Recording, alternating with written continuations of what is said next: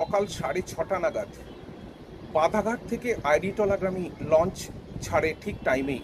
বাধাঘাট থেকে লঞ্চে ম্যাক্সিমাম হলে 15 জন, 14 থেকে 15 জন যাত্রী লঞ্চে ছিলেন এবং আমিও তার মধ্যে একজন।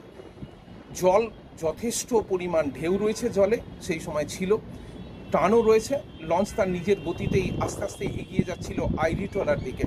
হঠাৎ করে মাঝগঙ্গায় দুজন, এক স্বামী স্ত্রী, তারা দাঁড়িয়েছিলেন একদম লঞ্চের রেলিংয়ের ধারে।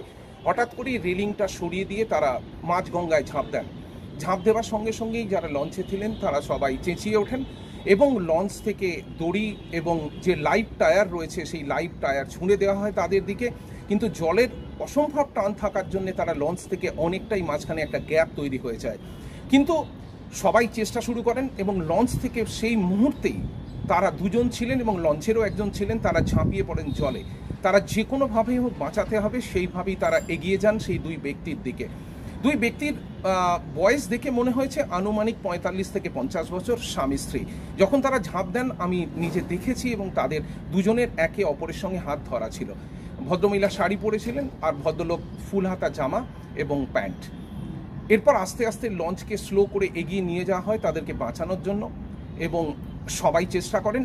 ইতিমধ্যেই দেখা যায় যে দূরে একটি স্পিড বোট আসছে এবং সেই স্পিড বোটকেও হাত দেখিয়ে তাদেরকেও ডাকা হয় এবং সবার প্রচেষ্টায় দুজনকে অনেকক্ষণ পরে তাদেরকে বড় লঞ্চ, যেটি বাধাঘাট এবং আইডিতলাগামী লঞ্চ, সেখানে তোলা সম্ভব হয়।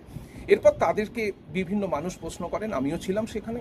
জানা যায় যে তার যে মেয়ে রয়েছে, একটি মাত্র মেয়ে, কোনোভাবেই তাদেরকে আর্থিক সহযোগিতা করেন না এবং স্থানীয় মানুষ তাদের যে থাকার যে বসত, যেখানে থাকেন তারা বাড়ি, সেটাও হয়তো কোনোভাবে নিয়ে নেওয়ার চেষ্টা করছেন।